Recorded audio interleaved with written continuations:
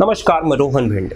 आप जम्मू कश्मीर को दो वाक़यों से बहुत ज़्यादा पहचानते हैं। एक तो वहाँ पे होने वाले अटैक और दूसरा उसको मिले हुए स्पेशल स्टेटस को, जिसको पिछले साल गवर्नमेंट ने ख़त्म कर दिया।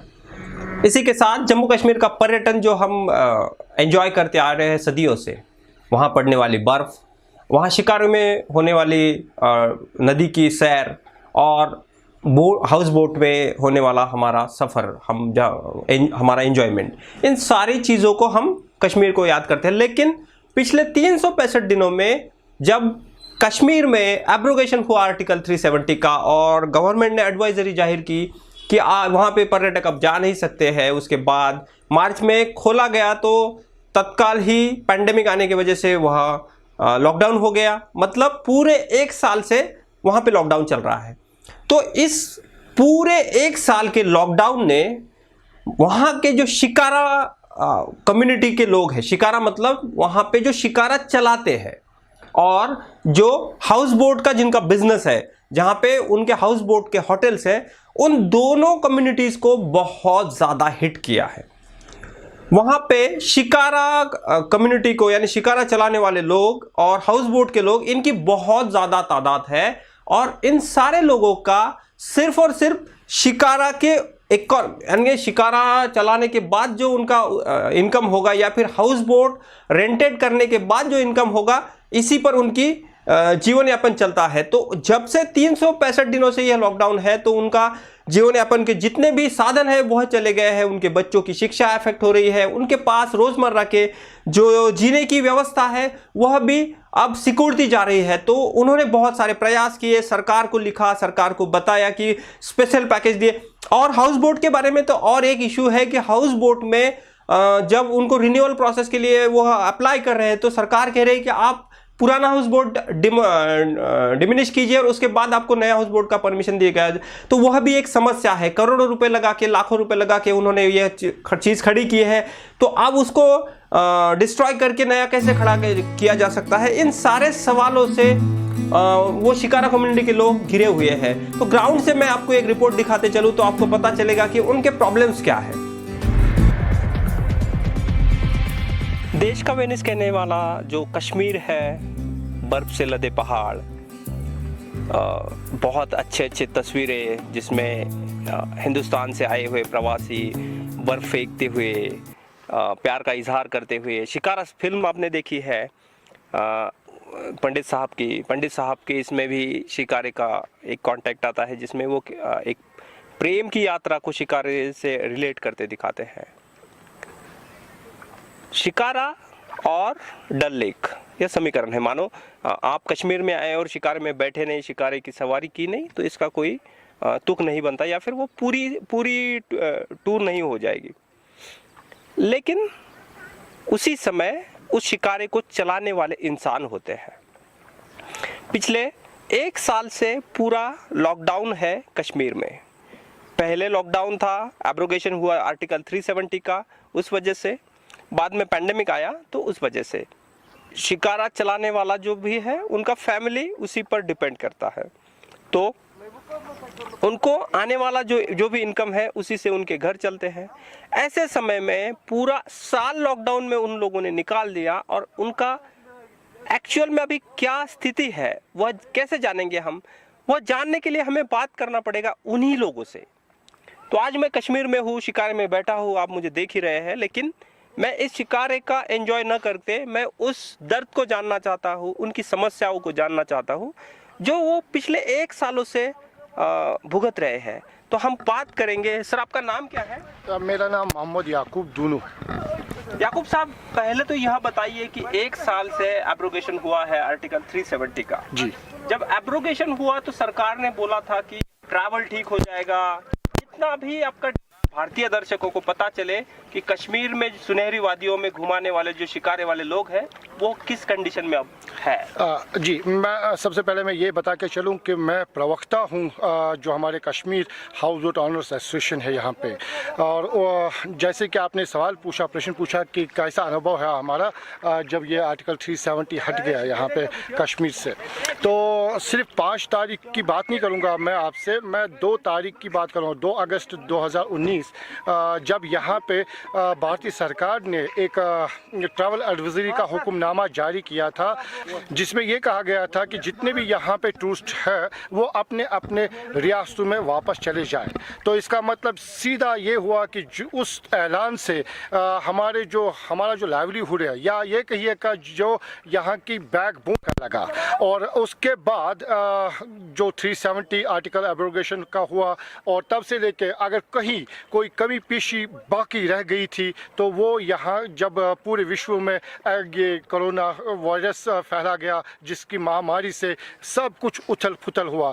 तो इन नटशल में ये कहते चलूँ कि यहाँ पे जो शोबा सयाहत है, जिसको हम डिपार्टमेंट टूरिज़्म कहते हैं, या टूरिज़्म जो बैकबोन है, वो ज़बरदस्त इफ़ेक्टिव हुआ। अब जहाँ तक हमारे लाइवलीहुड की बात करें या हमारे जो हमारा रोज़मर्रा का जीना है यहाँ पे कैसा बसर हुआ, बस जो हमने लास्ट ईयर कुछ कच्चा पैसा बचा था तो उसी से हमने गुजारा किया।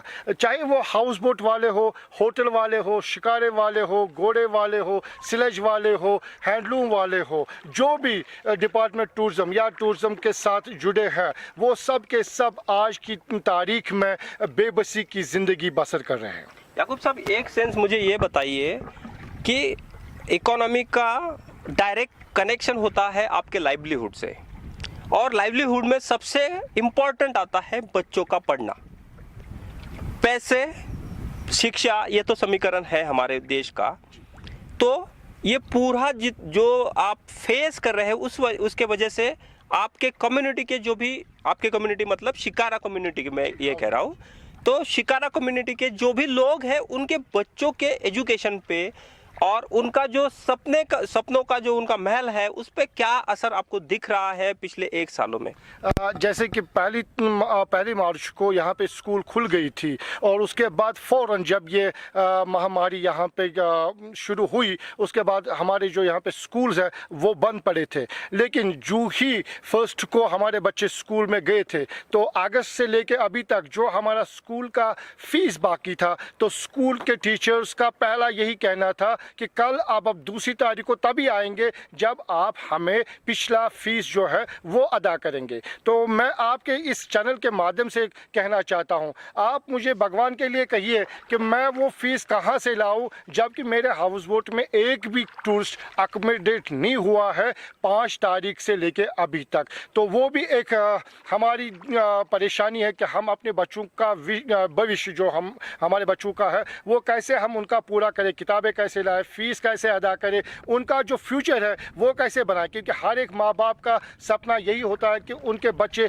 अच्छी से अच्छी तालीम हासिल करें और अच्छे से अच्छे पद हासिल करें। लेकिन कश्मीर में अभी ये वाहिद ऐसा तबका है, हाउस बोट तबका, जहाँ पे दुकानें तो खुली, जैसे कि लॉकडाउन के बाद कुछ ऐसे गाइडलाइंस भी सरकार की तरफ से जारी हुई थी दुकानदारों के लिए, बाकी जो ट्रांसपोर्टर्स हैं उनके लिए, या जो भी जो कमाने के ज़रिए है उनको गाइडलाइंस के तहत कहा गया कि आप ऐसे ऐसे उनको फॉलो करिएगा। लेकिन ये जो ये यूनिट है हाउस बोट, ये हम कहीं नहीं ले सकते सिवाय कि इसको सिर्फ अपने डल झील में या निकिन झील में, चिनार बाग में या रिवर जाली में रख सकते हैं।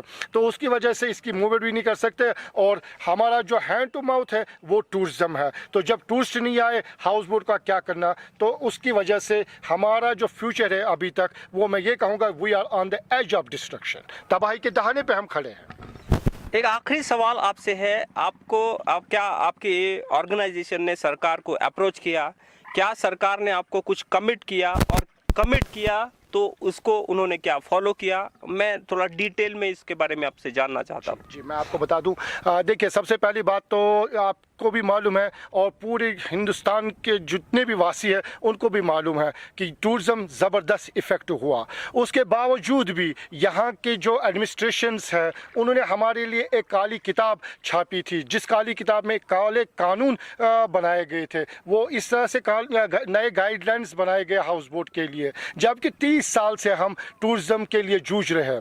और उन गाइडलाइंस के तहत हमको ये कहा गया था कि आप 5 ऑर्गेनाइजेशन से NOC लाइए, जैसे PDD है, बिजली का महकमा है, ये जो पोल्यूशन कंट्रोल बोर्ड है वहाँ से आप लाइएगा, फायर ब्रिगेड्स जो फायर सर्विस होते हैं उनसे आप NOC लाइएगा, जबकि इसके साथ उसका कोई ताल्लुक नहीं है। ये टूरिज़म डिपार्टमेंट में हम जाया करते थे, रजिस्ट्रेशन सेक्शन में जाया करते थे, वहाँ पे अपना जो रिन्यूअल चार्जेस होते थे वो हम अदा करते थे और हमारी लाइसेंस जो है वो रिन्यू हो जाती थी। उसके बाद और एक वहाँ पे काला कानून बनाया गया था कि जैसे आप देख रहे हैं कि मेरा घर पीछे है हाउस बोट में, और उसको कहा गया था कि उन गाइडलाइंस के अनुसार कि आप अपने घर को डिमोलिश करिएगा तब हम आपको आपके रिन्यूअल रजिस्ट्रेशन जो है रिन्यूअल करेंगे।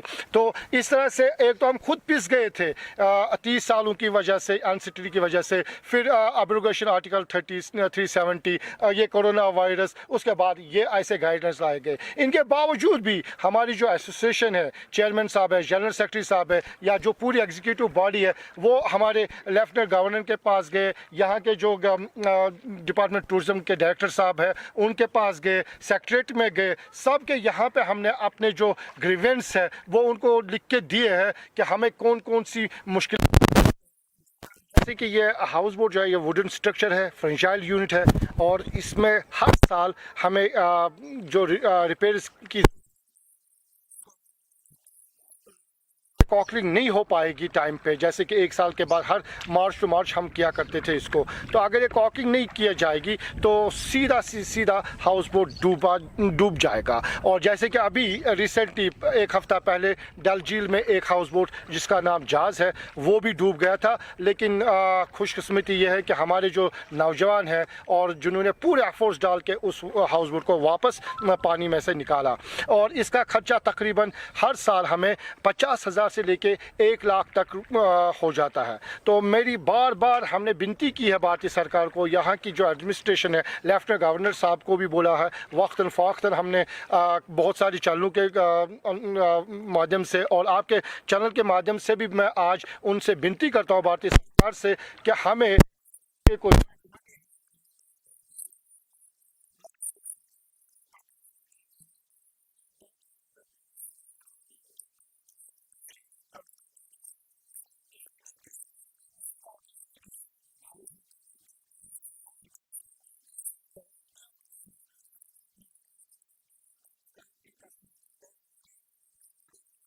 रह पाओगे। तो इस नॉवेल्टी को अगर ज़िंदा रखना है तो फिर गवर्नमेंट ऑफ इंडिया को, यहाँ की एडमिनिस्ट्रेशन को आगे आना पड़ेगा और हमें इस हेरिटेज को बचाने के लिए एक मखसूस पैकेज जो के तौर पे होगा उसका ऐलान करना होगा। तो मैं आपके इस चैनल के माध्यम से बता के चलूँ, अगर ये चीज़ अगर हमें गवर्नमेंट ऑफ इंडिया की तरफ से कोई मदद नहीं आ पाएगी तो मैं आपके इस चैनल के माध्यम से कहना चाहता हूँ कि आगे 30 सालों के बाद जो नेक्स्ट जनरेशन यहाँ पे आएगी उनको हम सिर्फ इस हाउस बोट का टेक्स्ट दिखाएंगे, और जब वो हमसे पूछेंगे कि हाउस बोट कैसा हुआ करता था तो हम सिर्फ फोटोग्राफ्स दिखा सकते, क्योंकि इसका वजूद इस 30 सालों के बाद कहीं नहीं मिलेगा। एक और छोटा सा सवाल इससे ही जुड़ा है, मुझे ये बताइए कि नॉर्मली एक शिकारे वाले का इनकम कितना होता है 1 साल में नॉर्मली?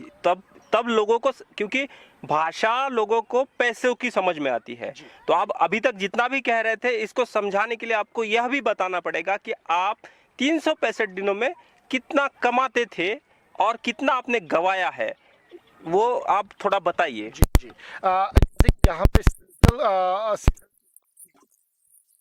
में जो हनीमून्स होते हैं वो आते हैं बर्फ़ देखने के लिए, लेकिन उस टाइम तो बहुत ही कम ट्रैफिक रहता है। मेन जो हमारा पीक सीज़न मैं जिसको बोलूँ वो अप्रैल, मई, जून, जुलाई, अगस्त तक का रहता है।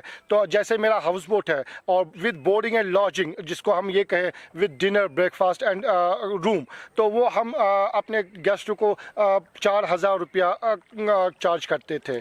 लेकिन अभी हमने जैसे ये आर्टिकल 370 और ये कोरोना, उसकी वजह से हमने 50% का डिस्काउंट किया था। तो जैसे मेरे पास 3 रूम्स का हाउस बोट है, तो समझ लीजिए कि अगर हम 4,000 का टेरिफ है या 5,000 का टेरिफ है हमारा गवर्नमेंट टेरिफ, तो हम उसमें 50% भी जोड़ दे तो वो 2 रूम का 6,000 रुपया मेरे को हर दिन नुकसान होता था। इसी को आप 5 महीनों से जोड़िएगा तो ये 300 डेज हो जाते हैं। तो वो दिन मिला के आप देखिएगा, एनालिसिस करिएगा, इतना हमारा इस साल का, इस सीज़न का नुकसान हो चुका है। वादियों की हवा न कुछ कह सकी, हम निकल गए, उन्होंने हमको रुसवा किया। यह पंक्ति है जनाब राहत साहब की। एक बार उन्होंने लिखा था, आप किसी के दर्द को या फिर किसी की समस्या को दूर से महसूस नहीं कर सकते हैं। ये ऐसा ही है क्योंकि जम्मू कश्मीर की जब भी बात होती है तो गन बैटल की बात होती है। आपने देखा इनके भी वही प्रॉब्लम है जो बाकी भारत के हैं। इनके पास भी वही समस्याएं हैं, शिक्षा, स्वास्थ्य और चरित्र। यही आज का सच है। कैमरामैन मंजूर अल हसन के साथ मैं रोहन भेंडे, इंडिया बुलेटिन के लिए श्रीनगर से। जहाँ कश्मीर के लोग, शिकारा कम्युनिटी के लोग लॉकडाउन की वजह से परेशान है, तो दूसरी तरफ दूर बिहार में, कश्मीर से दूर बिहार में लोग जो है तुसरुकोना गांव के जो लोग हैं, उनके प्रखंड में कोई डेवलपमेंट ही नहीं हुआ है। बारिश में उनके रास्ते बह गए हैं, उनके पास ना घर जाने के लिए या मार्केट जाने के लिए कोई रास्ता है और ना उनके पास दूसरी कोई सुविधाएं हैं जिसको यूज़ करके वह अपनी जो भी रोज़मर्रा की ज़िंदगी की ज़रूरतें हैं उसको पूरा कर सके। यहाँ के जो विधायक हैं उनको वो सिर्फ चुनाव लड़ने के लिए आते हैं, जब चुनाव का प्रचार है तब आएंगे और 5 साल के बाद दोबारा आएंगे। इससे ज़्यादा उनका कोई वहाँ इन्वॉल्वमेंट नहीं है, ना डेवलपमेंट है, लाइट का बहुत इशू है। बारिश जैसे ही आती है तो पूरे रास्ते धंस जाते हैं, पूरे तरफ पानी हो जाता है। रिपोर्ट देखते चलिए। हमारे जो झारखंड ब्यूरो चीफ है शमीम अहमद साहब, इनकी आप रिपोर्ट देखिए तो आपको पता चलेगा कि पॉलिटिकल प्रीमाइसेस जो है वो सिर्फ इलेक्शन सेंट्रिक है। इलेक्शन आएंगे तो ये विकास के वादे करेंगे, इलेक्शन जीत जाएंगे तो फिर कुछ नहीं होगा। सड़क, पानी, पुल व अन्य मूलभूत सुविधा गांव के अंतिम लोगों तक पहुंचाने की बात सरकार करते नहीं थकती। लेकिन झारखंड के गुमला जिले के इस गांव की तस्वीर कुछ और ही बयां कर रही है। गांव की तस्वीर देखने के बाद यह कहना गलत नहीं होगा कि आज़ादी के 74वें साल में प्रवेश के बाद भी यहाँ के लोग टापू बने इस गांव में रहने को मजबूर हैं। इस गांव में जाने के लिए ना तो सड़क है और ना ही पुल। पेयजल की भी मुकम्मल सुविधा से महरूम गुमला जिले के तुसरुकोना के लोगों की सूद लेने ना ही अधिकारी और ना ही जनप्रतिनिधि आना मुनासिब समझते हैं। सरकार के दावे को खोखला साबित करता इस गांव की तस्वीर देखकर सरकार के दावे केवल कागजी नजर आते हैं। मामला गुमला जिले के विष्णुपुर प्रखंड के नरमा पंचायत के अति नक्सल प्रभावित क्षेत्र के तराई में बसा तुसरुकोना गांव की है, जहां आज भी यह गांव विकास की बाट जोह रहा है। आदिम जनजाति ब्रिजिया समुदाय के लगभग 50 परिवार के करीबन 500 लोग इस गांव में निवास करते हैं। गांव की बात करें तो इस गांव में सड़क का अभाव है, जिससे बरसात के दिनों में यह गांव टापू बन जाता है। लोग किसी काम से बाहर भी जाते हैं तो पानी से भरे नाला को जान जोखिम में डालकर पार करना पड़ता है।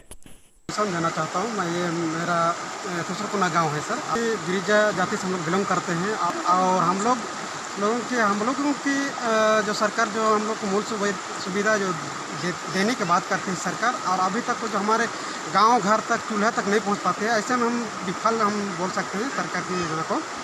और अभी देख रहे हैं कि हमारे गांव में अभी रोड नहीं घुसा हुआ है। यहाँ पर हम लोग देख रहे हैं ना बाढ़ उतर रही है। यहाँ पर ना तो आने जाने की सुविधा है, पुल है ना, तो कलबट पुल है ना, छलटा पुल है, कुछ नहीं है। हम लोग को इस समय में बहुत हम लोग को तकलीफ होती है। बरसात के दिनों में हम लोग पार होने के लिए बहुत दिक्कत हो जाते हैं। और जैसे कि हम लोग के गाँव में कोई बीमार हो जाता है तो हम लोगों को हॉस्पिटल तक ले जाने के लिए बहुत सोचना पड़ता है। और कैसे, क्योंकि बाढ़ पानी उतरते तो हम लोग को इधर हम लोग को कोई ट्रीटमेंट करने का सुविधा भी नहीं है। तो इस तरह से लोगों का जान जीवन जो है खतरा में पड़ जाता है सर, और काफ़ी लोगों की यहीं तक समाप्त होने का चांस ज़्यादा रहता है सर। मौजूदा सरकार की माने तो शौचालय, आवास, पानी, शिक्षा, मेडिकल जैसे तमाम ऐसे मूलभूत सुविधा सरकार गांव के अंतिम लोगों तक पहुंचाने की लगातार बात करती है। लेकिन तस्वीर देखने के बाद सरकार और जिला प्रशासन की बात खोखली नजर आती है। ग्रामीणों की माने तो स्थानीय विधायक चमरालिंडा सिर्फ चुनाव के समय गांव में दिखाई देते हैं। विधायक का ताज मिलने के बाद किए गए विकास के दावे तो दूर, गांव को देखने तक नहीं आते। इस नदी के लिए हम लोग 2-3 बार हम लोग पुल के लिए हम लोग बहुत बार हम लोग कोशिश किए कि बन जाए। हम लोग 2-3 बार अभी चमरालिंडा को हम लोग जो विधायक है उस पर हम उम्मीद रखते हैं कि कुछ हम लोग के लिए व्यवस्था यहाँ करें, आने जाने के लिए रोड भी यहाँ दे हम लोग को, पर अभी तक ऐसा नहीं हुआ है। जैसे कभी कभी हम लोग को चुनाव के टाइम भी बोलते हैं बहुत कुछ ऐसे करेंगे वैसे करेंगे, लेकिन अभी तक नहीं किया है। चुनाव के समय तो इससे बहुत वादे करते हैं कि घर में जो कुछ भी प्रॉब्लम है वो सब कुछ ठीक कर देंगे, इस तरह से बहुत कुछ बोलते हैं। सर ये टापू बन जाता है, देखिए हम लोग को वहाँ जो दिख रहा है वहाँ से बहुत कीचड़ भी है और इधर घर भी है बहुत सारा, हम लोग आने जाने बहुत परेशानी होती है।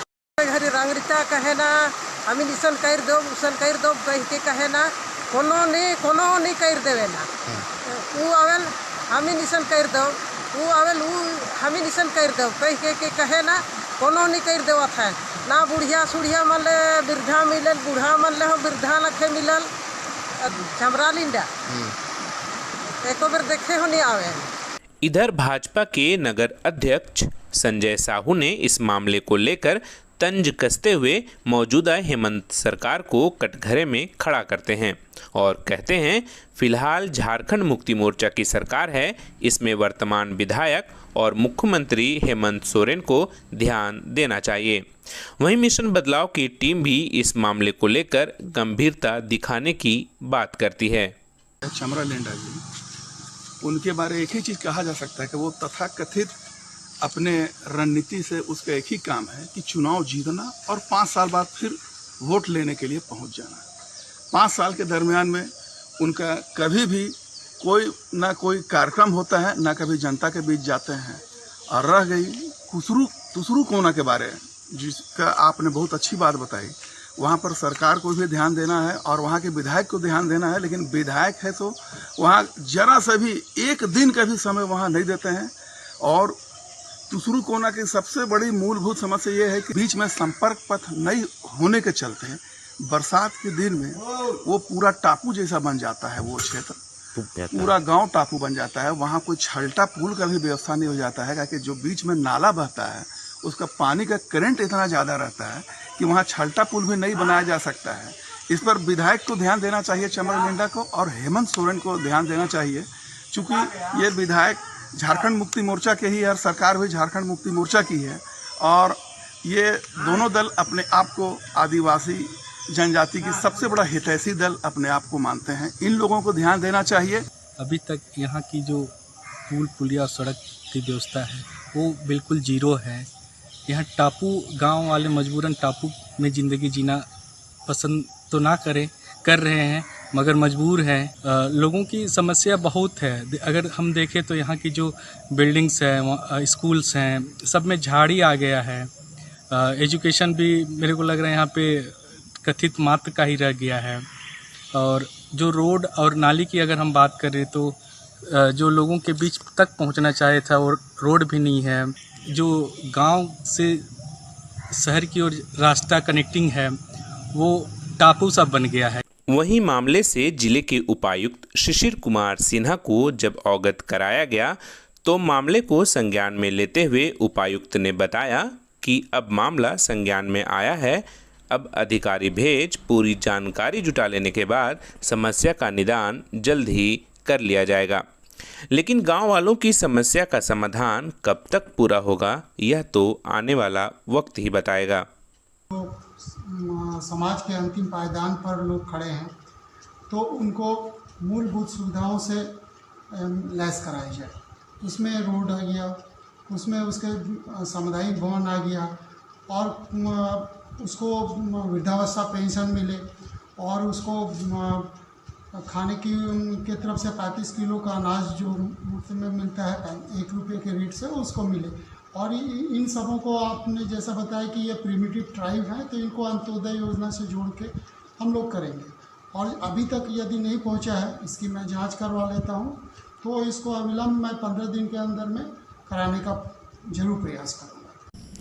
बहरहाल जो भी हो, आज़ादी के 7 दशक गुजर जाने के बाद भी आदिम जनजाति के इस गांव का विकास ना होना यहां के जिला प्रशासन और सरकार की लापरवाही साफ तौर पर दर्शाता है।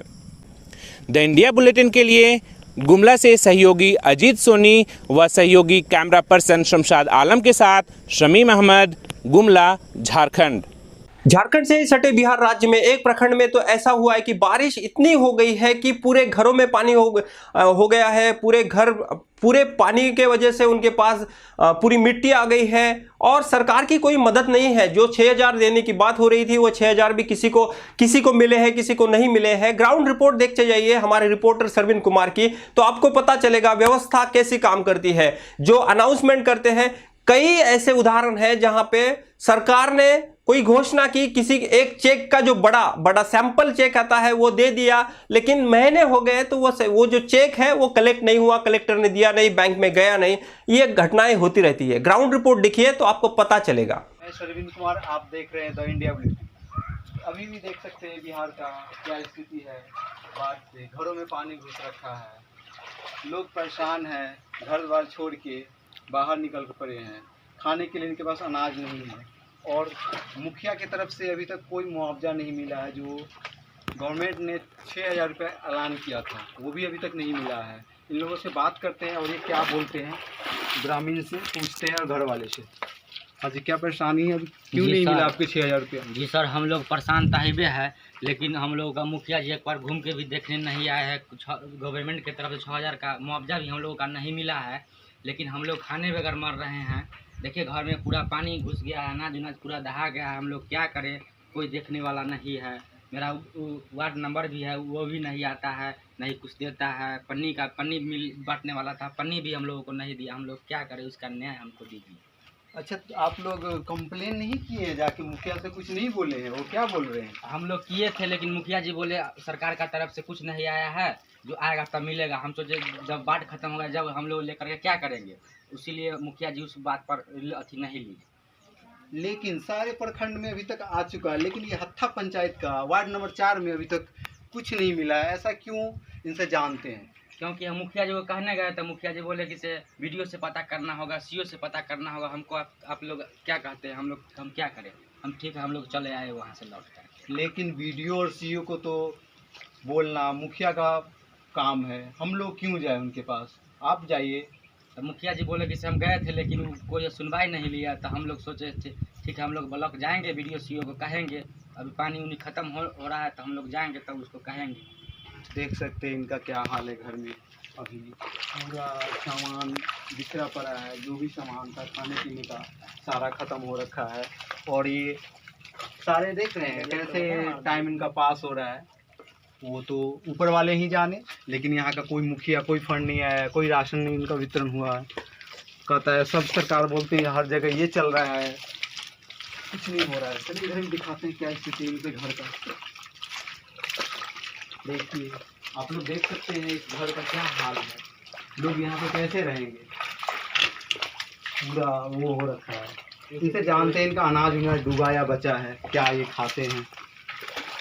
क्या आपका अनाज उनाज बचा या नहीं बचा?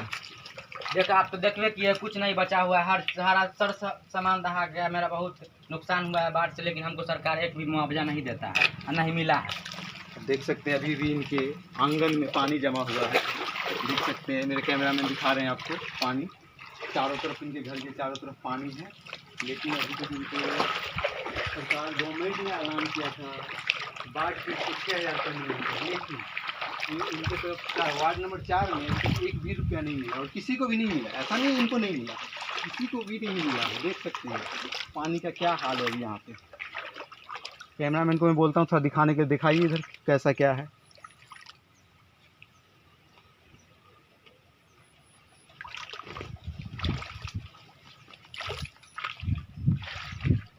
चलिए इनसे और आगे देखते हैं क्या हाल है, क्योंकि रास्ते भी कैसे पानी है भरा हुआ है।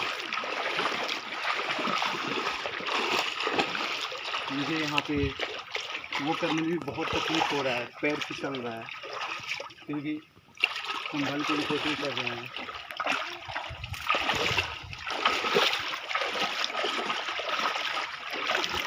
किस तरह से पानी भरा हुआ है आप देख सकते हैं।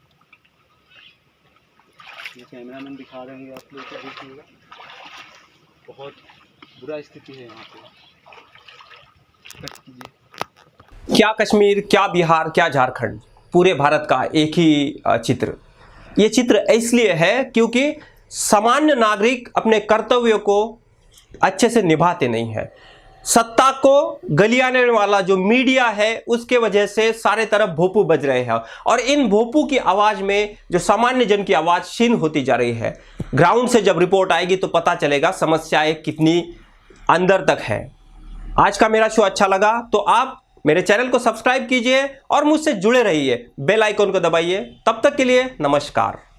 Subscribe now and press the bell icon. Never miss an update.